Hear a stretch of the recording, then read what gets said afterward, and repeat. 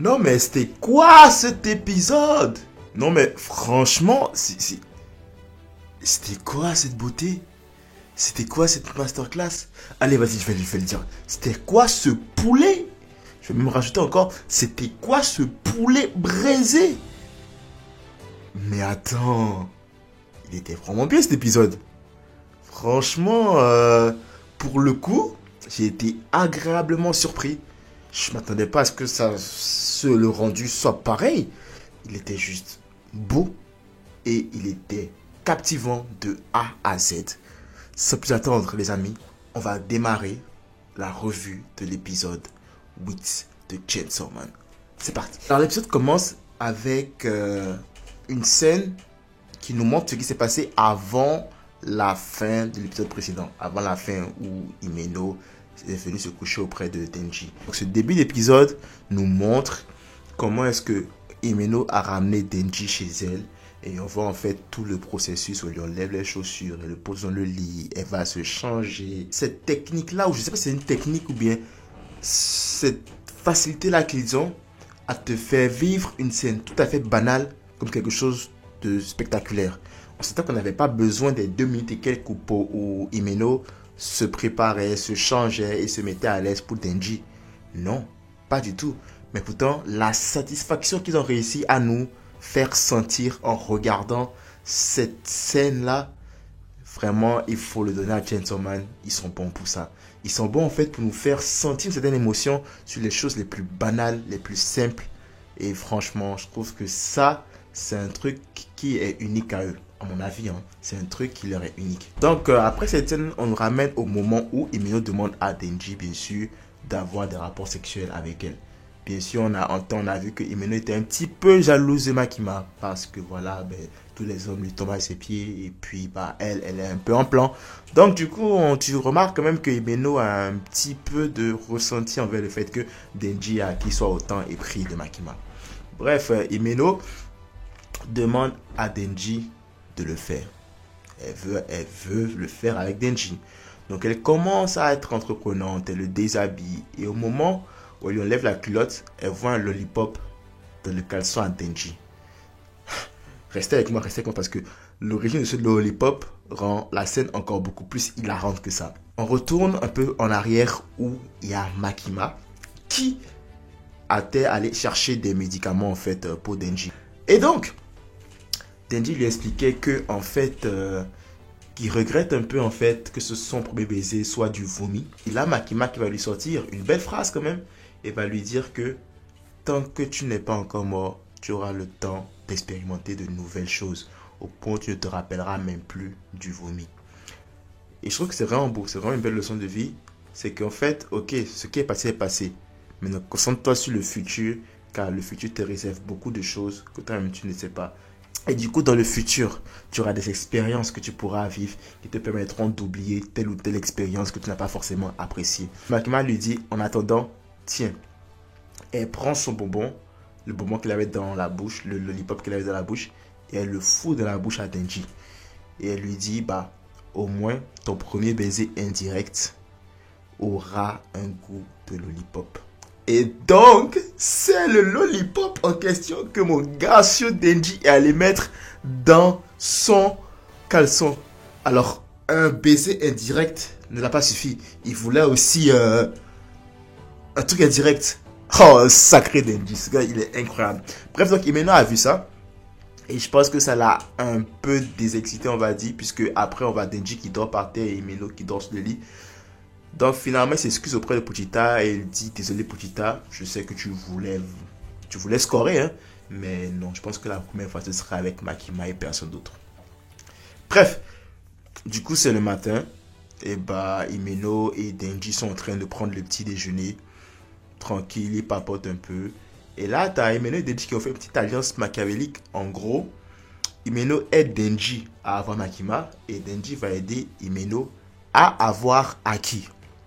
Parce que oui, au cas où on ne l'aurait pas encore compris, Himeno a le béguin pour Aki. Ça c'est acté, elle le kiffe de ouf. Donc Himeno pose la question à Denji, mais qu'est-ce qu'il trouve à Makima?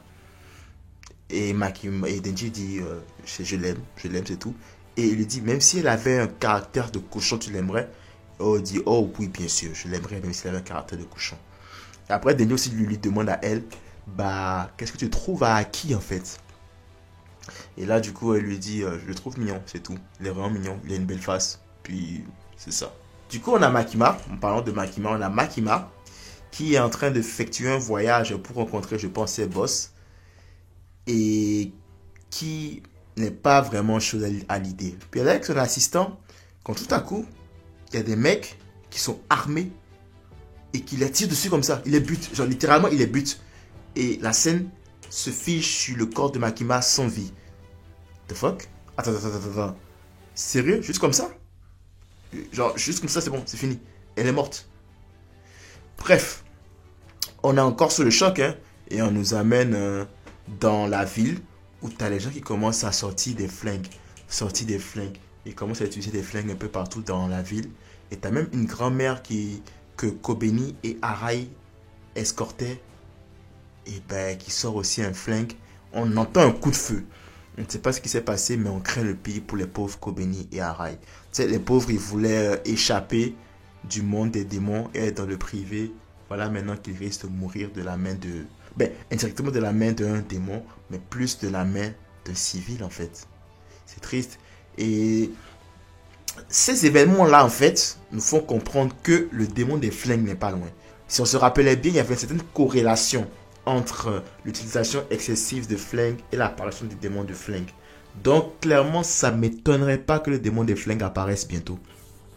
Bref, tu as donc Denji, Himeno, Power et puis Aki qui sont en train de bruncher, qui sont en train de manger un repas. Et ils sont là tranquilles quand tu as un gars à côté qui commence à raconter sa vie. Littéralement, il raconte sa vie. Et tu as Denji qui porte attention, mais le reste ne porte pas attention à lui. Et finalement, il s'avère que ce gars qui racontait sa vie, en fait, est le petit-fils du Yakuza qui était l'ancien patron de Denji.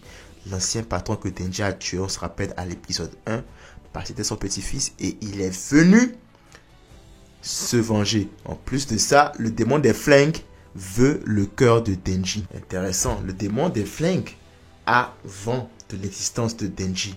Le démon des flingues considère Denji comme une menace et a déjà commencé à envoyer des pions pour pouvoir s'occuper de Denji. Qui es-tu, Denji? Bref, il sort son flingue et il tire une balle à Denji aussi. Et on dirait que Denji est mort. Genre, il tire une balle aussi littéralement dans la tête à Denji. Et Denji, il est mort. Bon, on s'entend qu'il n'est pas mort. On ne veut pas croire qu'il est mort parce que c'est le personnage principal, bien sûr. Donc, on va se dire qu'il n'est pas mort. On va se dire qu'il n'est pas mort et on va laisser l'histoire sur son cours. Donc, t'as Aki qui commence à se battre avec le gars. Et Aki, en fait, lance Kwon. Il lance Kwon directement, genre sans pitié. Donc, ça montre un peu comment Aki, en fait, tenait vraiment à Denji. C'est que c'est quand même un humain. Il aurait pu juste le frapper, il aurait pu juste s'en prendre à lui d'une autre manière. Mais dès qu'il l'a vu tirer une balle sur Denji, il s'est dit, ah non, ça c'est pas pardonnable. Et donc, il a sorti Kwon direct et il a avalé le mec en question. Mais là, tu as Kwon qui dit à Aki, écoute, ce que tu m'as fait avaler, c'est un truc totalement spécial, hein, tu sais. Ce n'est ni un humain, ni un démon. Là, on est en mode, what? Et là, t'as Kwon qui se fait déchirer de l'intérieur et on a un démon qui sort. Mais quand on voit le caractère design du démon, en fait, il ressemble un peu à Denji. Alors que lui, à la place des tronçonneuses de Chainsaw Man, bah, c'est des épées. Alors oui, donc à la place de la tronçonneuse qui sort de la tête, c'est une épée, c'est une lame d'épée qui sort de la tête. Pareil pour ce qui sort de ses bras.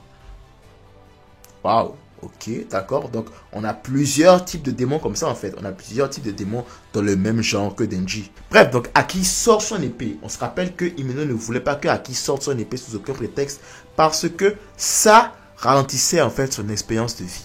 Et bien là, malheureusement, Aki n'avait pas le choix. Il sort son épée. On se rend compte que en fait, Aki a passé un pacte avec un autre démon. Et du coup, donc, comment ça marche en fait, c'est que il porte des coups d'épée. Et je pense au bout de 3 coups, bah, il peut activer une malédiction. Et son démon en fait arrive et attrape le démon aux épées. Et on pense que Aki l'a battu. Donc là, tu as une fille qui apparaît de nulle part. et qui dit ouais bravo hein, t'es fort, genre t'as vraiment de bons moves, excellent, genre ton démon il a l'air cool. Puis là elle parle au démon et elle lui dit est-ce que tu sais pourquoi t'as perdu? Genre en mode c'est sa coach quoi. Elle lui dit tu sais pourquoi t'as perdu? Et le démon fait oui parce que je l'ai sous-estimé, c'est tout.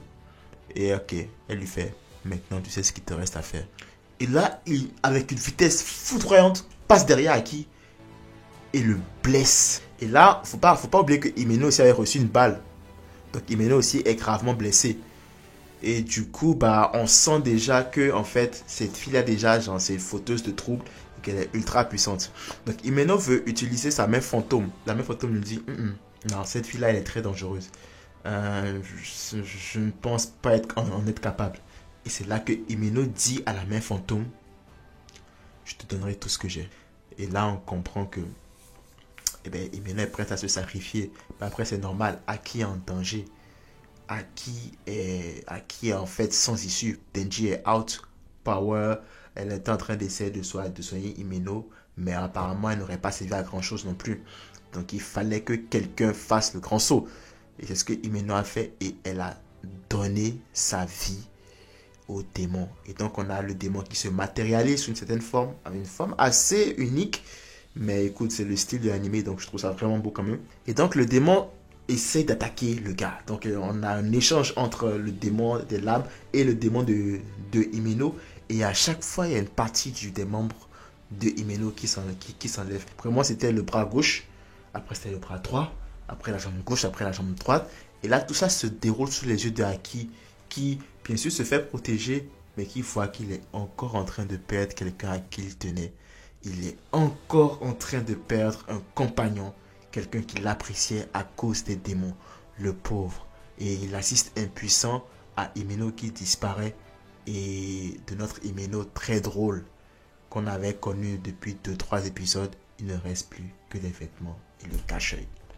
Et en plus de ça, la fille, avec un seul geste, elle a invoqué un démon en mode comme Aki invoque son coin. Et un démon serpent qui a juste bouffé le démon de Himeno. Alors, 1. Himeno se serait sacrifié pour rien, apparemment. 2. Aki a sûrement bouffé son espérance de vie en sortant son sabre pour rien. Et ça sent pas bon parce que là, Makima semble morte. Et Kobeni et Arai, sûrement mort aussi. Himeno morte. Denji, il est out pour le moment. T'as juste Power et Aki qui sont dans la merde. Et on sait pas trop comment ça va se passer. Cet épisode-là était vraiment, mais vraiment, vraiment bon. Blague à part, là, vraiment bon. Je ne vais pas faire de comparaison. Je ne ferai même pas de comparaison, non. Mais cet épisode en lui-même, quand je le prends, cet épisode en lui-même, il est juste ultra bon. On a eu le drôle, le comédie au début. Et direct, on a switché. Mais c'est pas un switch brusque, tu vois. Tu as vraiment eu une chaîne d'événements qui ont mené à, justement, que ça devienne aussi sombre que c'est. Et mon Dieu, quand ils font dans le sombre, ils ne font pas à moitié. C'est magnifique. Les scènes de combat sont géniales. Et bien sûr, l'animation. Et tu sais, ils n'ont pas utilisé de trucs flashy pour l'animation. Hein. Vraiment pas. C'est vraiment juste des coups d'épée, des coups de tranchant, des monstres qui apparaissent pour bouffer d'autres monstres. Mais tout ça a été vraiment bien animé. La CGI, perso, j'ai rien à redire par rapport à ça. C'était juste. Et l'émotion qu'on a voulu nous transmettre à travers cet épisode, mais l'émotion est bien passée. On a transmis une émotion de désespoir. On a la plupart des personnages principaux qui sont morts. En fait, l'auteur, il n'a aucun souci à buter les personnages principaux de ce que je vois.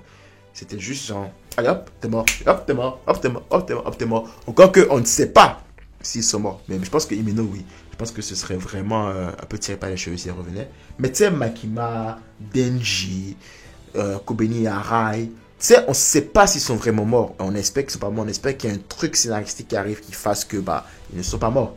Mais pour le moment, clairement, on est dans une situation de désespoir et on se demande comment est-ce que ils vont s'en sortir. Moi, perso, j'étais genre, j'ai pas vu le temps passer. J'ai pas vu le temps passer pour cet épisode. C'est juste fou. Et quand c'est fini, c'est comme, déjà, l'épisode est fini? Mais pourquoi? C'est déjà fini? Mais pourquoi? Donc là, je sais pas pour vous, mais moi, j'ai ultra hâte. Mais j'ai vraiment ultra hâte au prochain épisode la semaine prochaine.